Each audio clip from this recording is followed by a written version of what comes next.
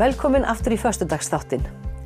Karolína Fund er skemmtileg svona söfnunarsíða þar sem allskyns sniðuverkefni eru í gangi og hægt að styðja og styrkja við bakið á sniðugu fólki sem að gera skemmtilega hluti. Til mín kominn Arnór Bliki Hallmundsson og hann búinn í 10 ár það ekki eða meira.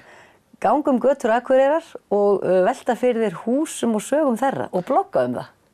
Jó, það eru svona 12-13 ár síðan. 12-13 ár? Já, síðan ég byrjaði að ljósmynda húsin svona skipulega. Af hverju byrjaðir á þessu? Manstu það? Já, það má nú kannski rekja þetta til þess að við fluttum fjölskyldan í gamalt hús á Eyrinni og Gránafjörðsgötu 27, nánar tiltekið. Og þar komst ég í bók sem heitir Oddeir í húsakönnun. Sem hét hvað? Oddeir í húsakönnun, já. Já. Eftir Guðnýju Gerðu Gunnarsdóttur og Hjörleif Stefánsson. Já.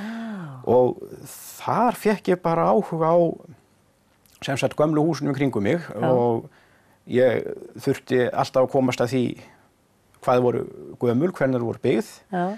Svo bara vatt þetta svona upp á sig og það var nú alltaf, ég segi, það var alltaf ákveðin draumur hjá mér að skrifa einhver svona bók um þetta. En síðan í millitíðinni þá fór nú netið svona meira af stað og bloggið kom og þá fékk ég nú þá hugmynd að færa þennan fróðleik sem hafði bara verið á bókum yfir á netið. Og byrjaði þá með síðuna arnorbl.blog.is þar sem ég birti myndir sem ég hefði tekið á árunum svona 2006 til 2009 og svona bara stutt sögu ágrip sem ég mundi bara þá stundina. Já. Sem að bara, þú ekki einu svona flett upp, þú bara varst með þetta í kollinu. Já, ég miðaði við það.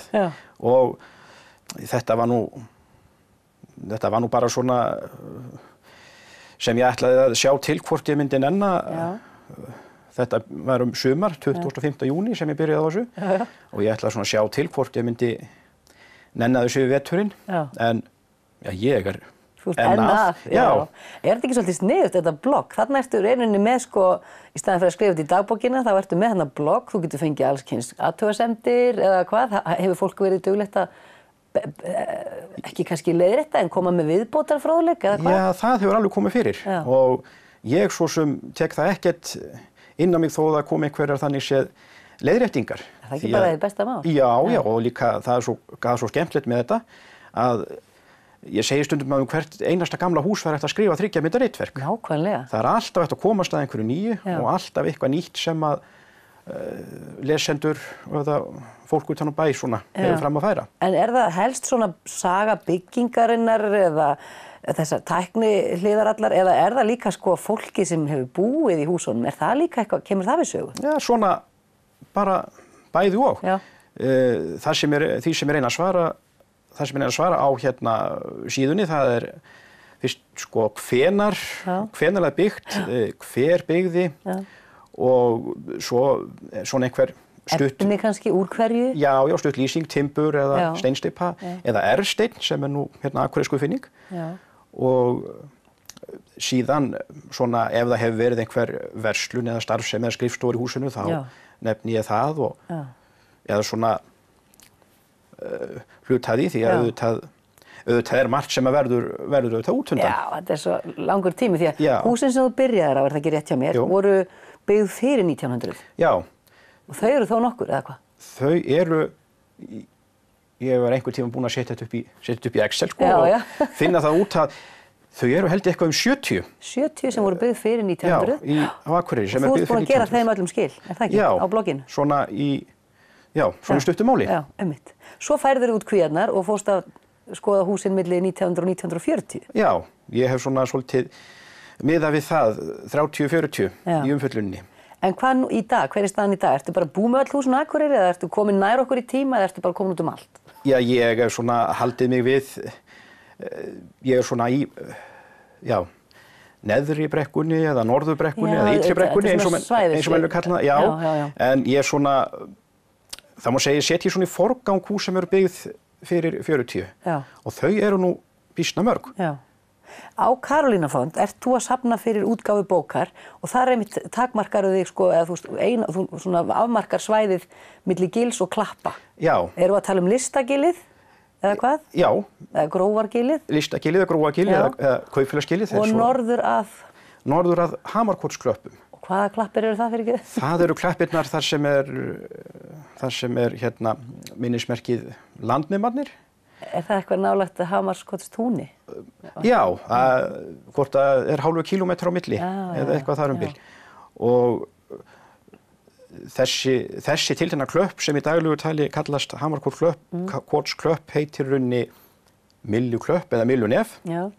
Því að Hamarkotsklappir eru runnar, sko, þetta er stærra klapparól sem næri yfir stærra svæði. Efri Hamarkotsklappirnar eru runnar við endan á ásveginum. Já, þannig laga. Og þarna eru húsin sem eru þarna á milli, þetta er ekki öll húsin, eða það? Eða er þetta þessi gömlu hús? Þetta eru svona þau elstu. Já. Þetta er Brekkugatan, eiginlega eins og hún leggur sig. Já, hún er öll svo gömul. Já, Oddeyrargatan og hluti af Hamarstíg, Munkaþverárstræti og hérna Þingvallarstræti. Já. Þannig að fólk sem býr allavega á þessu svæði, það ætti að vera svolítið spennt að eignast þennan grip, gæti farið inn á Karolínarfond og styrt verkefni. Alveg. Og svo allir aðrir sem hafa áhuga á svona skemmtilegu grúski. Þú ert með allskyns verðlaun í boði eins og maður verður að hafa á Karolínarfond, er það ekki? Jú, jú. Það er annars vegar bara svona þakkir og svo bókin og svo árituð bókin og ertu ekki líka með bara gönguleiðsögn? Jú, það er sem sagt stærsti pakkinn. Þar fær fólk sem sagt sem að kýsa að velja það. Það fær eintak af bókinni með það sem ég kalla svona aukefni. Það er handskrifaður aukafróðleikur, svona ýmislegt sem að,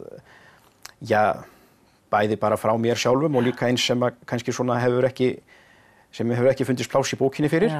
Og svo nafn á lista yfir sérstaka þakkir. Og svo ætla ég að fara með viðkomandi í gönguferðum svæðið og hana svona svolítið ítarlega. Já. Ertu með einhvern tíma, er þetta klukkutíma ganga, er þetta heill dagur? Já, það fer náttúrulega bara eftir því að það er auðvitað viðbúið að það kom einhverjir sem hafi frá einhverju að segja líka og það er að sjálfsögðu velkomið. Já, það verður bara skemmtilegt. Já. Að því að ég gef mig alls ekki út fyrir það að vita allt um þetta mál. En þú veist greinilega ansi mikið, þetta er mjög skemmtilegt. Það er bæði þetta að kíkja inn á bloggið mitt og er ekki slóðin á bloggið inn á Karolínarfond? Jú. Já, því að það er svo erfitt að muna svona bloggslóðir. Og hér ertu mitt með svona sýnishorn af því sem að mun birtast í bókinni. Já. Og þarna eru myndir, sólríkar fínar myndir og þetta er bara mjög spennandi. Það er bara...